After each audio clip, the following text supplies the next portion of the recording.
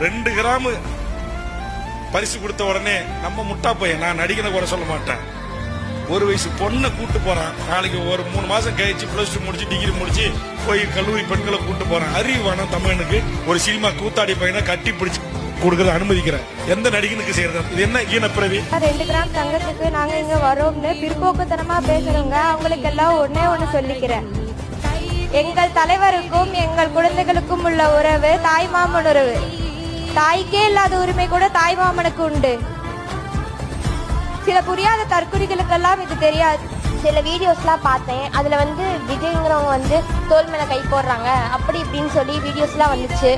ஆனால் அதில் இருந்தப்போ நாங்கள் எப்படி உணர்றோம் அப்படின்னா, எங்கள் அப்பாவா எங்கள் அண்ணாவா எங்கள் உயிராக அவங்கள நான் கலப்புறோம்.